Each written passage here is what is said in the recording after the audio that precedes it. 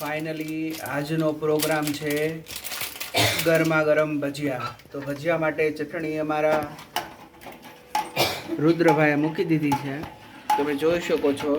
અને બજારમાંથી કહેવાય ને સારામાં સારી કંપનીની લાજાબ ચટણી, જેનો ટેસ્ટ બહુ સારો આવે છે. પાણી ગરમ કરીએ અને સીધી આપણે પડીકી અંદર નાખી દઈએ. હવે આને ઉકાળવાનું ચાલુ કરી દીધું છે. અને એ પ્રોસેસ સાથે જ અહીંયા આપણે ભજીયા બનાવવાની પ્રોસેસ ચાલુ છે. ચણાનો લોટ ચાળીને રેડી કરી દીધો છે. હવે એની અંદર ધાણા અને મેથી મિક્સ કરીએ. તમે જોઈ શકો છો કે ધાણા અને મેથી આપણે અંદર નાખી દીધા છે. ભજીયાના સ્પેશિયલ એટલે મરચાં વગર આપણું ભજીયું અધૂરું, એટલે એના માટે આપણે મરચાં નાખી દઈએ, જે પહેલેથી જ આપણે કટકી કરી અને રાખી મૂક્યા હતા. આની અંદર અજમા, ધાણા અને જીરું, વરિયાળીનો બધો સ્વાદ ભેગો કરી અને એનું સ્પેશિયલ એક મસાલો તૈયાર કરવામાં આવ્યો છે, જે આપણે એની અંદર નાખી દઈશું. અને હવે લાસ્ટમાં આપણું રહ્યું છે કે આદુ લસણની પેસ્ટ, કે જેના વગર આપણું ભજીયું અધૂરું લાગે, તો એ પણ આપણે એમાં નાખી દીધેલું છે. હવે એકવાર આપણે બધું મિક્સ કરી નાખીશું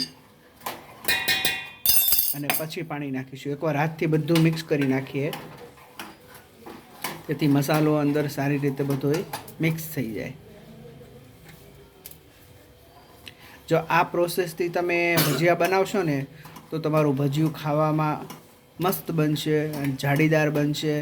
અને મોંમાં નાખશો ને એ ભેગું જ મોઢામાં ગળાઈ જશે મસ્ત.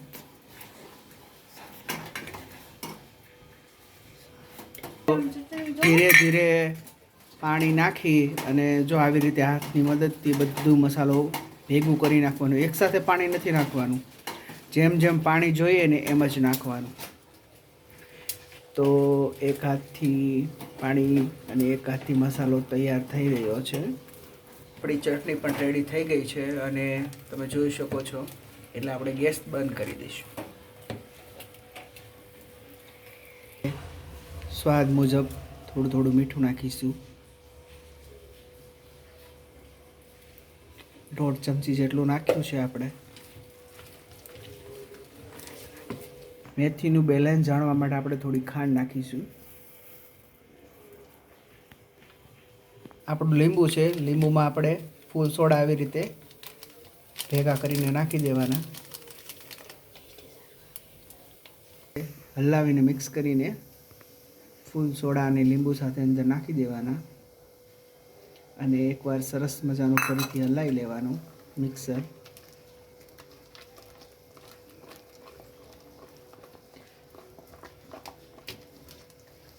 થોડું 1 મિનિટ સુધી હલાવીએ ને, તો તમે જુઓ કે ભજીયાનો કલર થોડો ચેન્જ થઈ ગયો છે.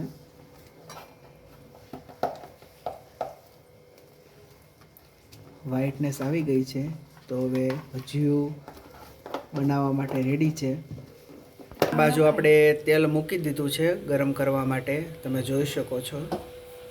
તો ફાઇનલી તેલ આપણે બહુ વધારે તપવા નહીં દઈએ, નોર્મલ તેલમાં જ આપણે ભજીયા બનાવીશું. કારણ કે વધારે તેલ આવી ગયું હોય ને તો ઉપરથી બળી જાય, અંદર અંદર કાચું રહે. એટલે આપણે નોર્મલ તેલમાં જ ભજીયા તળીએ આવી રીતે.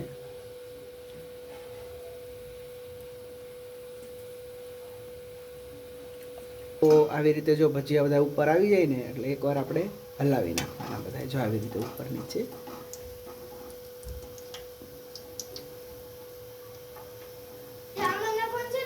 જો હવે તમે જોઈ શકો છો કે ભજીયાનો કલર બદલાઈ ગયો છે. તો આપણે એને કાઢી લઈએ. ફાઇનલી આપણા ભજીયાની ચટણી રેડી થઈ ગયું છે. જ્યારે પણ અમારા ઘરે ભજીયા બને છે તો સૌ પ્રથમ અમારા રુદ્રભાઈ એને મંદિરમાં મૂકી દે છે અને ભગવાનને ટંકોરી વગાડીને એને આમંત્રણ કરે છે કે આવો ભજીયા ખાવા. તો ફાઇનલી તમે જોઈ શકો છો ભજીયા મસ્ત રેડી થઈ ગયો છે. બીજો ખાંડ પણ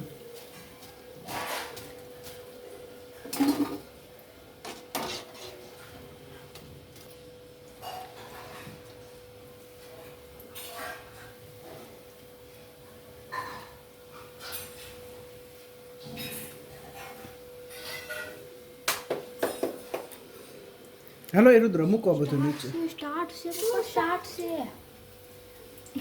તો ફાઇનલી છાશ ચટણી અને ભજીયા ગરમ ગરમ ચાલુ છે. અમારા રુદ્રભાઈ બેહી ગયા છે, કેવલભાઈ પણ બેહી ગયા છે.